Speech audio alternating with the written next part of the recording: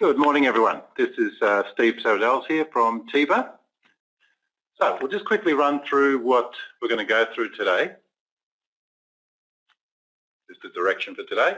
We're going to have a look at the common problems people are having with actually securing IT budgets, the 3 strategies that are usually employed to secure IT budgets, the decision-making styles that your management may have. We're going to look at how to create ROIs, risk assessments, and how to provide evidence for your proposals.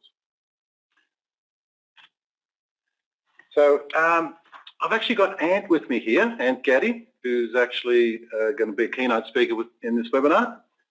Ant's our marketing manager, and he's got a very strong record of business development, strategy and marketing in the corporate space, especially in the IT and telco sectors. So I've asked him to join us and share some knowledge and insights, because he's actually been responsible for securing literally millions of dollars worth of budget for relevant projects in the corporate space. Hi, Ant. Hi, Steve, and hi, everyone. Thanks for having me on the webinar. So before we jump into some of the problems that some of you have told us about, I wonder if you could take a minute just to maybe type in some of the issues everyone's been having, just in that little, what's the box called, Ant? Chat or questions. So if you click on the red arrow that opens up your control panel for the webinar, you'll see there's a field there. It'll either say chat or it'll say questions. That's your way of chatting with us. So let's have a look at some of the ones that people have come up with before. Economic uncertainty. Well, we're aware of this one. With current economic times, it's pretty hard to actually get budgets for anything. Tighter budgets, less approvals for management. That goes with the economic uncertainty. IT in a lot of places is seen as a cost centre. So basically people see that as throwing money at IT rather than IT being a strategic thing that we do to actually add value to business. Under-resourced IT departments. Let's have a think about this one. Yeah, I'm pretty sure most of you are in that category. How many hours are there in a week? Interesting. Increasing complexity for IT managers. There are more and more things that IT managers have to handle these days. IT being core to most businesses, there's just so much IT managers need to know. It's just getting very hard these days to keep up. And that leads into speed of change. So as everything's changing quickly, managers just aren't able to keep up. Interesting, Steve. It looks like overall IT managers are being asked to do more with less in terms of resources, but also a lot of the IT managers that we're talking to are finding it harder and harder to actually get budget for IT projects. So I think management are hoping that IT can wave a magic wand and mysteriously make things happen. Yeah, that's what it sounds like, Ant.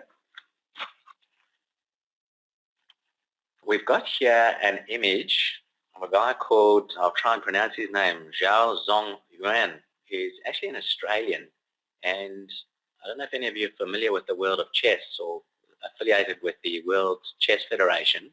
But actually there are 2 major titles. One is International Master, which Zhao Zong-Yuan achieved at the age of 14. But then at the age of 21, only I think it was about 3 years ago, this guy actually became the youngest ever Grandmaster. Now, Grandmaster is a special title afforded to only a select number of people. It's based on certain statistics, performance criteria, obviously the number of wins you have in chess matches. And this was just an incredible feat. This guy from Australia, youngest ever Grandmaster. And here you see him contemplating his next move. But the question that I've got for you is, do you reckon that this guy got to where he is just by, maybe reading a book, winging it, and, playing a couple of games? Is that how he got to where he is? Or did he develop a strategy? Did he study and develop a very careful and thought through strategy which he could apply again and again in various different games, depending on the circumstances? So, I've given you half a minute to think about that. I'm tipping the obvious answer is that this guy has got at least one strategy, probably several, that he applies in the games and through which he can win very consistently. So with that, a key takeaway for you is that if you want to secure budget, you must use a strategy. If you want to secure budget, IT budget, you must use a strategy. So let's actually jump in and have a look at a couple of strategies. I'll show you the strategies. I'll show you one that's very commonly used, that's very often not successful. I'll show you a couple of different ways of going about it, which can lead to more success and more budget. So if we look at this as the IT manager, you can see the servers, computers, whatnot, and the key challenge, the key question being asked here is, how do I actually communicate with the decision makers in the business in order to secure funding? So typically the IT manager will be putting forward a request for funding. Let's have a look at the strategies that are used. So these are the three strategies. The first strategy, the most common one that we see, is that the IT manager develops plans in terms of what's required, what should be done in the IT environment, and then simply makes a request for funding. So this is some form of request. It's usually some kind of formal request, especially if there are tens of thousands of dollars involved. And it's then left up to the decision makers in the business to decide, yes, we'll approve that, or no, we won't. That's the most common one. I'm actually going to recommend that you take it a couple of steps further. So let's look at strategy 2. Build a return on investment and then ask for budget. Question I'll ask you now is, do you systematically provide a return on investment every time you request funding? Now, if you're being really honest, I'm tipping, based on our experience, that most people actually say no in answer to this question. But what I'm going to recommend is each time you ask for money, you must provide some kind of a return on investment. So let's have a look at what that might look like. First step would be to develop your project plan for your IT project, so you decide what needs doing and why. Then build some kind of return on investment which actually justifies the investment in technology. So you want management to see it differently here. You want management to see this as an investment in an outcome. And you've got to name the outcome. You've got to say, this is the money that I want in order to produce, and then you've got to name the outcome that you're going for. And then submit that with your request for funding to the decision makers. Okay, so that's step 2. The moment you start to put a return on investment on each request, your chances of success and the number of your requests that are successful will increase. But let's now go to the final step. If you really want to get as many successful requests for budget as possible, consult and play it smart, and then ask for budget. So what do we mean by consult and play it smart? Watch the process. It's really simple here. Step 1 is actually to determine who are the decision makers for your budget. Because sometimes the decision is going to be made by the financial controller, the CFO, Chief Financial Officer. Sometimes that person will need to refer the decision on. Maybe he or she will make a recommendation, but then refer it to the Managing Director or CEO. And quite often, when it's big numbers requested in the budget, that actually has to be approved by the board. So number one question is, who are the actual decision makers for this budget, and actually name them in your strategy, in your plan. Next is to do a mini strategic interview with each of the decision makers. So with each decision maker to confirm, and you're looking to confirm 2 things. Number 1, what are the overall company objectives? You can just ask these as simple questions. What's the number 1 priority for the company over the next 6 to 12 months? If you ask enough of the decision makers that question, you will get a very strong picture of what's very important to the company. Important distinction, we're not talking here what's important in the IT arena. We're asking here what's important to the company overall. So a good way to ask the question is, what are the strategic priorities for the company over the next 6 to 12 months? Or what are the top 2 goals for the company over the next 6 to 12 months? Also, you can do a bit of informal research here to find out what are the personal objectives. What are the personal objectives for each of the decision makers? A good way to find this out is either informal discussion with those decision makers, or if you have the opportunity to find out what are each of the decision makers' KPIs, their key performance indicators. how will the company judge whether they have had a brilliant 6 months or a brilliant 12 months at the end of 12 months? If you can find that out, you've got the grey box covered, you've got the pink box covered, you know what the company objectives are, you know what the personal objectives are of the decision makers, then you're ready for the next step. At that point, develop your IT plans that will actually provide solutions to the company objectives and the personal objectives. You see the difference there? So you're not coming up with some really good ideas for IT. You're going the other way around. You're actually asking questions, what's important to the business? And then you're coming up with IT plans that will solve those questions. Oh yeah, why is it important to do both company and personal? Well, yeah, if you just do company, you're better off than doing nothing. But if you cover off both company and personal, not only will it be a good idea for lots of people to sign off on this because it'll be good for the company, but if I'm a key decision maker, Stephen, your solution is actually going to help me either meet my KPIs or get my next promotion, wow, I'm much more likely to sign off on it than if they don't. So I'll have a personal interest in signing this thing off if it's going to help me personally. So have you seen requests for budgets actually shot down due to them conflicting with the personal objectives of people? No, I've never seen politics in any of the really large organisations I've worked for. Actually, Steve, I reckon once there's more than 3 people in a company, there's always going to be some kind of politics and personal agendas. So for anyone who's on this webinar, if you've got more than 3 people in your company, in your organisation, it's an exercise worth doing. Sounds like just about everybody. Okay, so then develop your plans to meet the company and the individual objectives. And once you've covered that, then you still need to build a return on investment. But here's an extra piece for you, the risk assessment. So above and beyond the return on investment, build some kind of a risk assessment in which you'll actually outline what are some of the risks associated with implementing this particular solution. And Steve will cover this in a lot more detail, but a key tip I've got for you here is if you are realistic and you are practical with your risk assessment, i.e. you actually cover all the risks, then all the people evaluating your request will think you're actually fair income, you've done the homework, and you've actually covered all the angles. So hopefully this little diagram makes sense and shows a very practical, very pragmatic approach. Cool. Thanks, Anne. What I'd like to do is just do a quick survey just to understand how people out there are actually asking for budgets at the moment. So all you need to do is just click on the screen there and answer one of the 3 questions. So when you're normally asking for budget, do you always just ask for budget? Do you actually provide an ROI with your budget? Or do you go the full hog and you analyse the business needs and provide ROI and a risk assessment? I'll just give everyone 30 seconds just to answer that question.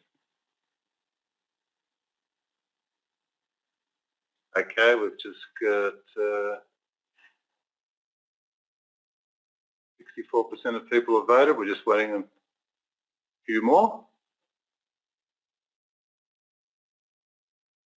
And let's have a look at the results.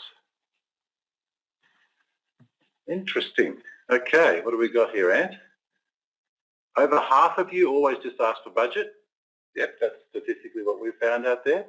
But 22% of you actually provide an ROI, which is fantastic. And another 22% of you actually go all the way and do the ROI and the risk assessment. Steve, does this confirm that 56% of all the people on this webinar are extremely honest? I think so. I think everybody is honest, but it's great to see that people are actually putting down what they're really doing. And a big opportunity, actually. I mean, thanks everyone for your honesty, and for the people in that first 56%, it's an amazing opportunity because just by providing a return on investment, you're likely to secure more budget for your projects. Absolutely. Okay, we'll move on. So, what is the strategy for securing a budget? There are 7 main steps here that we're going to go through. Number one, as we mentioned earlier, we have to confirm the organisation's goals and KPIs. You have to understand what the decision-making process is within your organisation. Most of you already know this. Again, what are the drivers, agendas and KPIs of the decision makers? You've just on point 2, the decision-making process. An easy way to find that out is just to ask. So perhaps to ask your one-up manager, how will the decision on this one be made? Is this something that will be made by yourself? Does it need to go to the CEO, the MD? Does the board need to get involved? And typically once they give you the process, they might actually tell you within a certain budget it goes this way, within a higher budget it goes that way. You then know the process from then on in. And it's such a tool, it's such a weapon to have when you're actually trying to find that, when you're trying to secure budget. Good point. What about what problems your solution will actually solve? That's kind of handy. And more importantly, what opportunities will it create? What impact will this actual solution have on the organisation goals? And of course, on the decision makers' drivers as well. We then need to produce the Sound ROI and the risk assessment. And the final one, which is very interesting, is to actually provide evidence to support your ROI and risk assessment. Confirming the organisation goals and KPIs. How can we go about doing that one, Ant? Yeah, just very practically in terms of confirming the goals and KPIs, my recommendation is a mini strategic interview. If any of you are not familiar with the strategic interview, you would just request an appointment with one or hopefully all separately, one at a time, each of the decision makers. And in that short appointment, you would ask key questions, ideally that would culminate in, let me give you the main ones which ideally you'd want to ask. Definitely you'd want to ask, what are the organisation's priorities over the next 6 to 12 months? You can ask the question by saying, how will we know 6 or 12 months out that it's time to celebrate? What are the key performance indicators by which the organisation will be measured? And then, assuming you're building a relationship, a personal relationship with these people, you could actually ask, what's going to create a win for you? So what will constitute a win for you over the next 6 to 12 months? The answer to that question starts to reveal to you their personal agenda. And then finally, you can say, what are the absolute priorities? What are the things that must happen in this organisation over the next 6 to 12 months? And the answers to those questions tell you where's the organisation going, but also how are individual people being measured. And if you interview enough of the people, there might be 2, there might be 5 people in the decision-making process, a pattern will start to emerge for you and it will become really obvious what are the hot buttons, which if you hit, i.e. if you hit those hot buttons with your proposal and your request for funding, the likelihood of you getting a yes is very high. So that was quite a few questions there, Ant. I should mention to everyone that at the end of this, we'll actually be providing people with a link to the actual 7 steps and some of those strategic questions that they can ask to make it an easy to follow step-by-step process. Yep, the step-by-step is exactly that. It shows you step-by-step what to do, how to cover off each of the steps, what things to do, make suggestions of questions to ask, so that you can go through not only confirming the organisation's goals and KPIs, but also so you can get a handle on the decision-making process, i.e. how will the decision actually be made, and also so you can really confirm what are the drivers, agendas, and the key performance indicators of the decision makers. Absolutely, yeah. Now, there is one thing to be aware of when talking about the KPIs of decision makers. You need to be aware of what your management style is on making decisions. And we define management style in 3 key ways. Way number 1 is what we call the Me Too style. And what that is your management might actually be a little bit adverse to risk and putting any new systems in. So they may be looking at other organisations within your industry to see what they're doing. And once everybody else has gone through a new system or a new way of doing things, they will then latch onto that system. They'll say, fine, other people have done it. We want to do it too because we don't want to fall behind our competitors. That's what we call the Me Too style. So they follow others in the industry and they're usually adverse to taking risk or unnecessary risk. The next one is the me first style. In the me first style, your management would be more of an industry leader, and they will actually seek out controlled risk. So they want to know what's the latest things that nobody else is doing, and they want to go first. They literally want to lead the industry. Now, some management is adverse to risk, but this type of management will say, fine, we can do something new as long as the risk is controlled. We know what we're getting ourselves in for. The final one we see is the not me style. And this type of management is a little bit different. This type of management basically sees technology as a necessary expense and will only really take action if something drastically goes wrong. So what we're talking about here is that this sort of management will not fix something unless it's broken. So if something does break down, basically that's when they'll do something about it. Now this can be a little bit hard to get budgets from this sort of management, but some of the strategies here is that if you do have this sort of management, you may want to be prepared with proposals in advance. What that means is when something goes wrong and you've got a major bushfire, instead of coming up with a proposal that may take 2 or 3 weeks and then saying to management, here, this is what we can do to solve this issue in the future, you basically want to strike while the iron's hot. So you basically want to have your plan in the drawer, waiting to go, and when something major goes wrong, you can say to management, well, I've actually got a solution for this. And you just pull it out of the drawer then and there. I'm smiling, Steve, because I'm thinking, do you want people to actually bring the system down and then put the proposal on the desk 10 minutes later? Absolutely not, Ed. Absolutely not. No. But as some of you know, that if certain systems aren't maintained and refreshed and taken care of, eventually they do fail. So if you're dealing with that situation, you need to be ready to go, so to speak. Now, with the just a quick mention with the other two styles, if you did have the me first style, then your strategy would be to go out there and attend as many different sort of seminars and webinars and keep up to date with what's going on out there, because your manager is going to want to see what the latest is in their industry. But where you're going to get the most value out of the me first style is by looking at other industries and seeing what they're doing. The fact that your organisation may want to be first in something simply means that no one else in your industry is doing it right now. So the best way to find out what's working out there is to go to different industries to have a look at what's going on. And obviously the one before, the Me Too style, that's when you will be actually doing research on others within your industry to see what they're doing.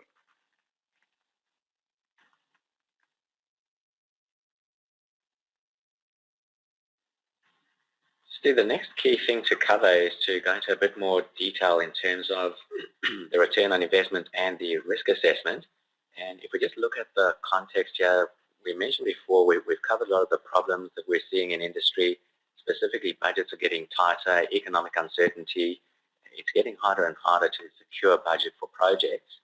So you've got to think about it as if you're going to make a submission, you're going to ask for money to do something, but think of that in the context of yours will be one of potentially dozens and dozens of requests for funding. So how is yours going to stand out? How are you going to make sure that yours is the one that the CEO or the various decision makers actually nod their heads to? I'm going to give you here one of the most solid tips. We've covered it before, but it's really important to bring it home. And that is, you must always produce a sound return on investment and risk assessment. You're asking for money, explain why the money should be allocated to you. Explain what it is that's going to come out. Either you're going to produce something, there's going to be more revenue, or there's going to be less cost, or whatever it is that's fitting into the company objectives. It's going to be achieved if they go ahead with your project. That's what you've got to cover.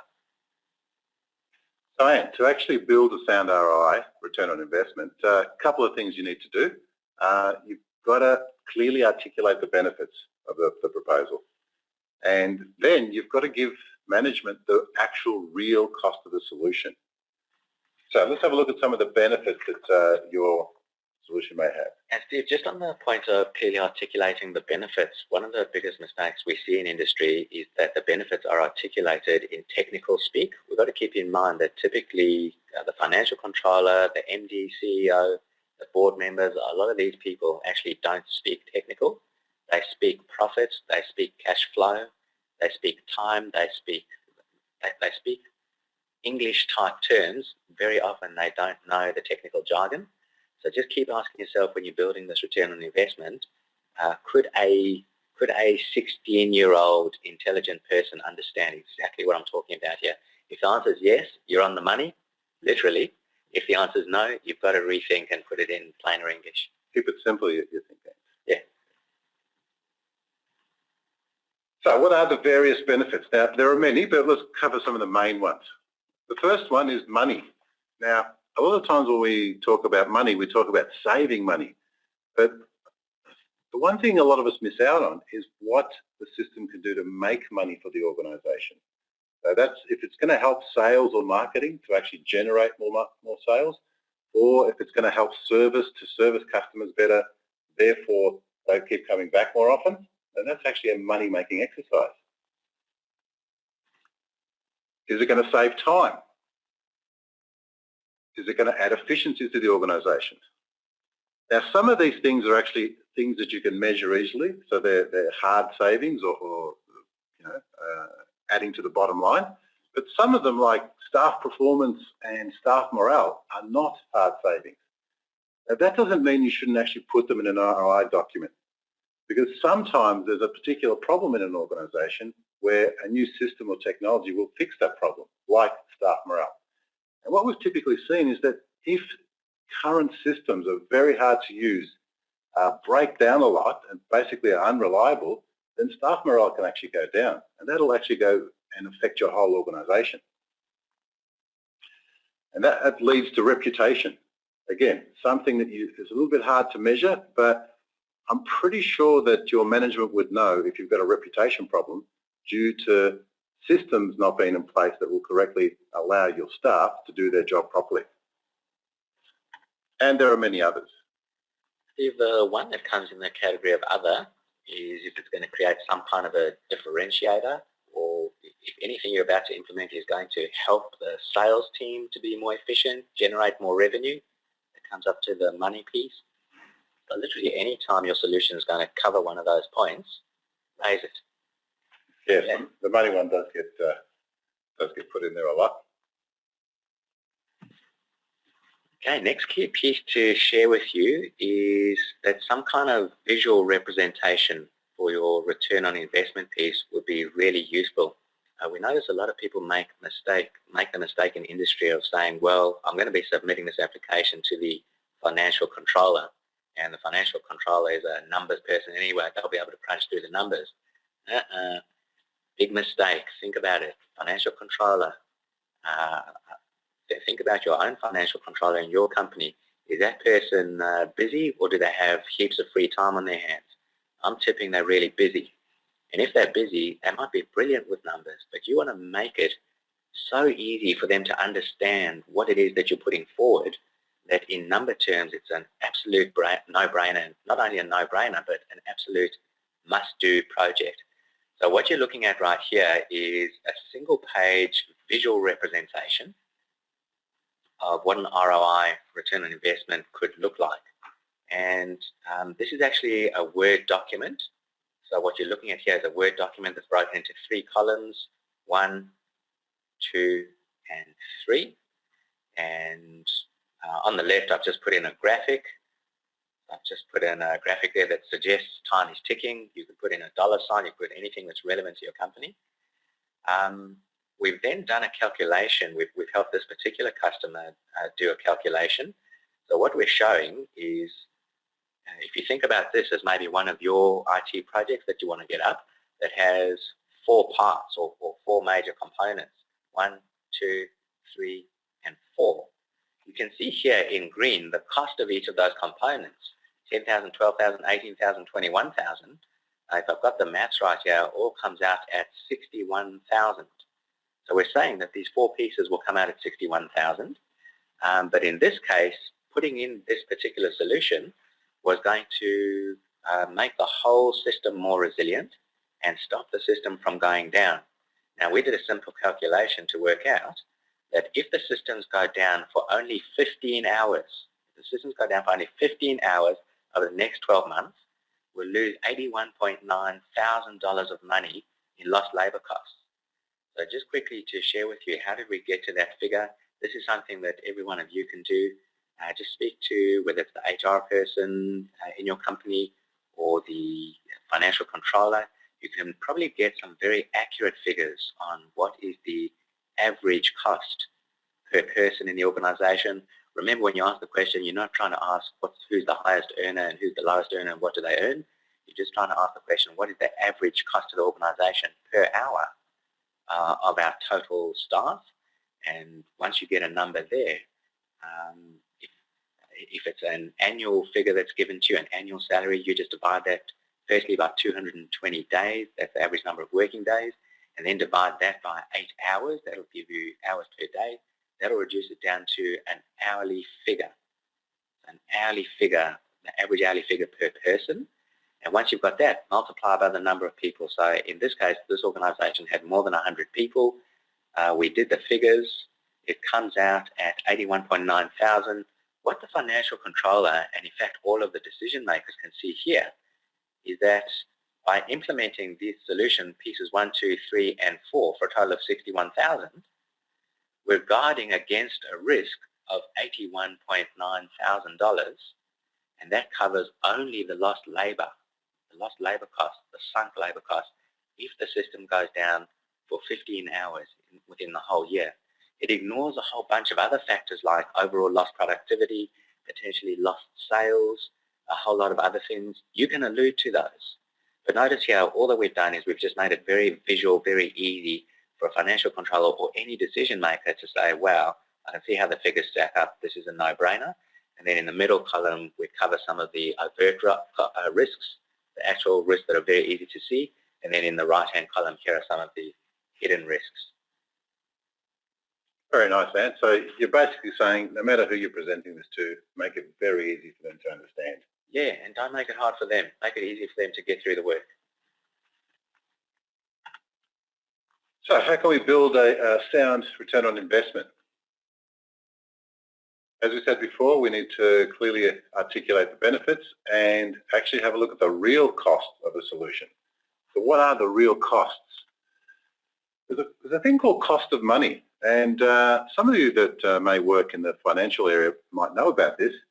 If you spend money today, and you spend the same amount of money today as you do in a year's time, then the cost of money is actually different. So as an example, if you spent $10,000 today, or you diverted that cost to a year later, that $10,000 is not worth the same. Excluding deflation, basically, if you left that $10,000 in a bank account, you would earn interest on that. So what we're basically saying is that if you're going to work out what it's really going to cost to do something, you have to sit down and do a calculation of, depending on when the money is spent, it'll actually cost the organization a different amount of money. The converse is also applicable. If savings begin sooner, then the cost of those savings or the amount of those savings is larger if you begin them sooner. So we'll provide you with the actual calculations to do a cost of money calculation in the document that we're going to send you after this webinar. If you do manage to do this calculation, by the way, you will impress many financial controllers. Yeah, think about it. Most people are going to submit requests for funding without this. The moment you start doing this, you're going to stand out, positively differentiated. What other costs are there? Well, staff time to implement. If you're putting in a new system, a lot of people will not cost in what the actual time cost is for staff to actually implement it. And what we're saying here is that staff may get involved in actually designing a system. Staff may be impacted by cutting over the system. So the other thing is to actually cost in your own time to implement. A lot of the times we discount our own time. Oh, that's okay, my time's not worth anything. I'll just do the work, and it doesn't matter that I'm working 16 hours a day. I'll just squeeze it in there somewhere. That's the typical IT manager response. Come on, Steve. The IT managers are the most important people in the whole organisation. If you want to prove it, just turn the main server off for 5 minutes and see what happens. Exactly, Ant.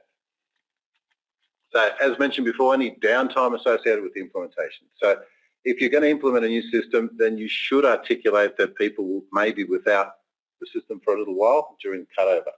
And that is an actual cost. And finally, project management costs. And we strongly suggest that there is some sort of project management, even on small projects, but it's especially important on larger projects, and that is an additional cost. So, what else do we need to do? We need to do a risk assessment, and we also need to have a risk reduction strategy. So in this area with a risk assessment, we need to figure out what are the different risks that we may face in a particular project. Now I've got just 10 IT project risks I'm going to run through here very quickly. You may have more than these. Number one, no end user involvement. Uh-oh. Yeah, we see this a lot where we as IT managers tend to know just about everything that's going on in an organisation as far as technology is concerned.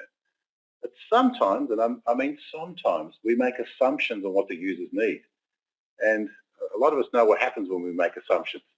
We end up putting in a system and then the users go, I'm not going to use this. This doesn't really suit me. Why doesn't it do this? Why doesn't it do that? So strong suggestion here, you must get your end users, your staff involved early and actually ask them what current problems are they experiencing and what improvements can they see going forward. Because if you ask them what improvements they can see going forward, you may actually get some fantastic ideas on how to actually propose a new system. The next risk, no sponsor or executive support. So this is where you've got no one in the executive team actually driving the project. So you're it, basically. You really need to have the ear of someone on the executive team, whether that's the general manager, whether that's someone on the board, that will actually support your project. Without that, you're actually going to find it hard to push it through. Another project risk we see is scope creep, where you put together a project, but then because you probably haven't done the first and second steps properly, people start asking for other bits and pieces that you didn't think about. And the usual thing will happen, the time of the project will blow out, and what's the other one, eh? The budget will actually blow out. I don't know, I've never seen users ask for more. Never, yeah, okay. So that moves on to scheduling. So this is where everyone assumes that a project will go to schedule and everything will run perfectly. And there's no component put in there for things to go wrong. So this is where we'll look at the next slide when we'll have a look at risk assessment. But scheduling is very important to actually allow for some things to go wrong. And the big one, expectations. Again, if you do the first 4 right, you should basically get everyone's expectations down. This is the most important step because at the end of the day, you will be judged on people's expectations, not on what you actually delivered. If it's a larger project, you've got to be wary of team member turnover.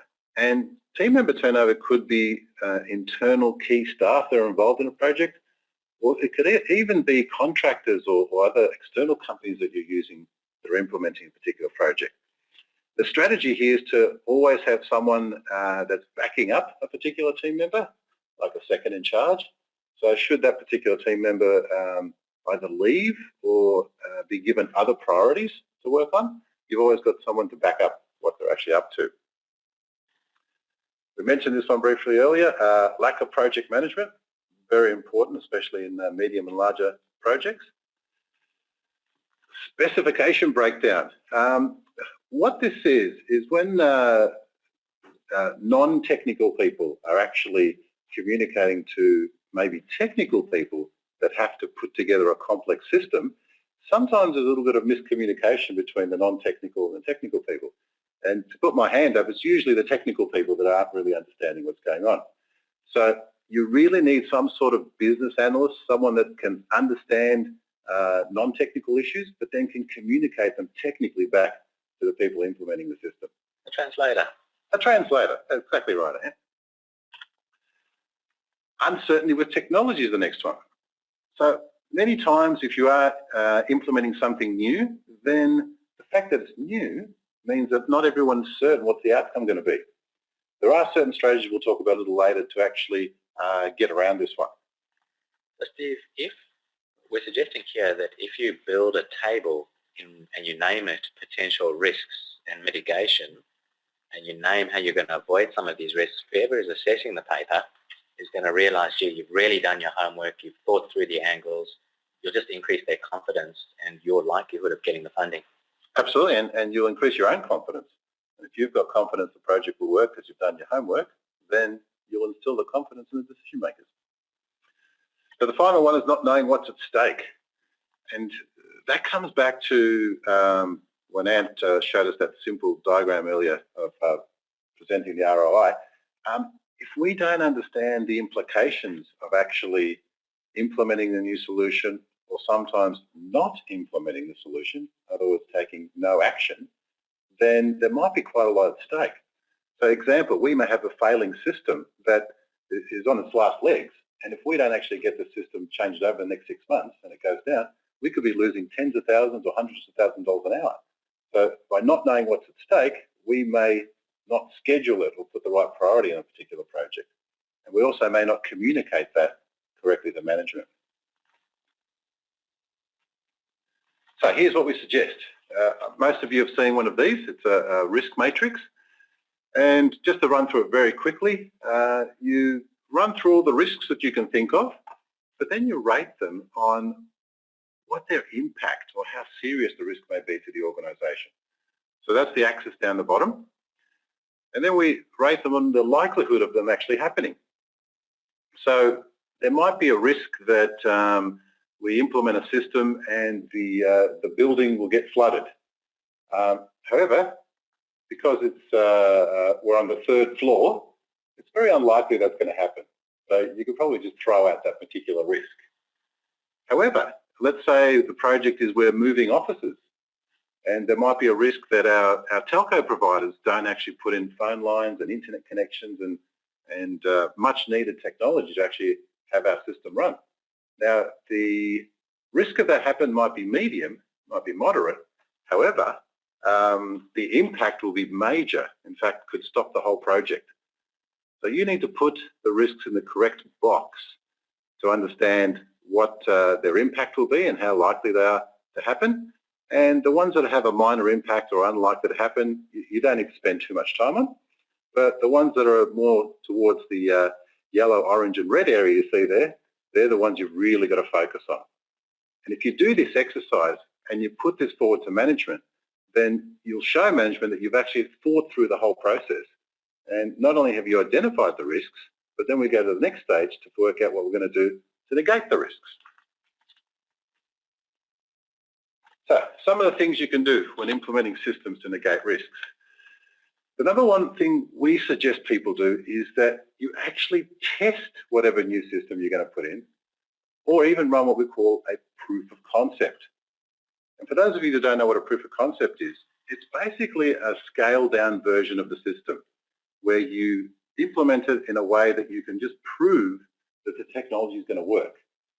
Ideally, proof of concept should be run in-house, which means they should actually be attached to your current system and your current environment to actually understand if they're going to work in the environment that you have. Next one we suggest is actually doing what we call a pilot. And what this means is you give access to the new system to a smaller group in your organisation. Now this group may be based on a department or on a location or a particular type of staff member or user. This way, what you're able to do is actually get real people to test the system running live. Now, sometimes you'll actually let them use the system live as a production system, but many of the times you'll actually let them use it in parallel with the current systems because you're not really ready to roll it out there. So what this means is that, yes, it's a little bit of extra work for those people. However, They can test the new system in real time with real information, and you're going to discover a lot of extra issues you didn't even think about in your planning stages. So basically, the final step would then be to actually roll it out in the rest of the organisation.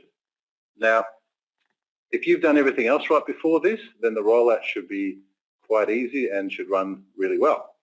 However, some extra things when rolling it out to the rest of the organisation is that you should remember to include some sort of staff training.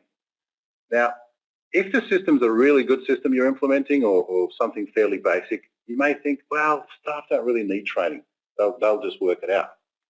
But we've found there is a secondary reason to actually run the training, and that's to actually get staff buy-in.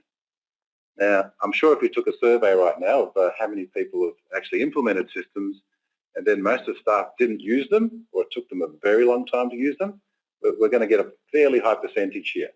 Now, we're not going to ask the question because we have seen it happen many times before, but by actually training people, then you give them a chance to actually buy into the new system, ask questions, and the training becomes more than skills training. It actually becomes selling them on using the system.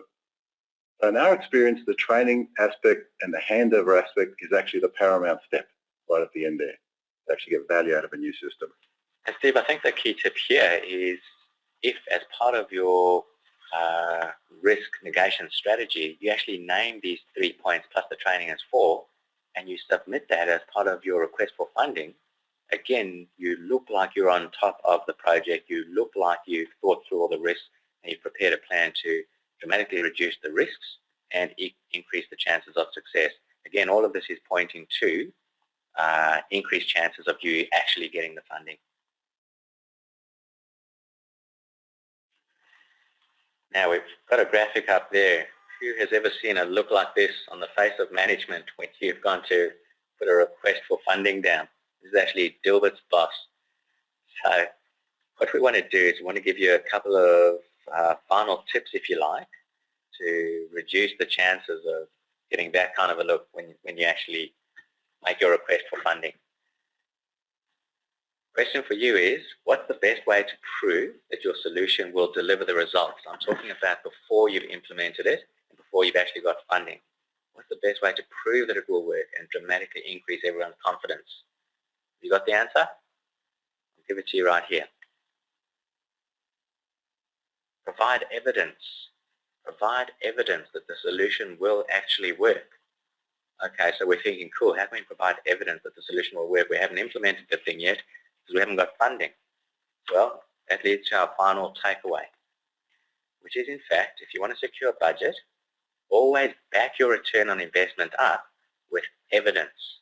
So always provide evidence. Let's walk through the few ways that you can provide evidence at the point of requesting funds. So the first one there is to provide a case study.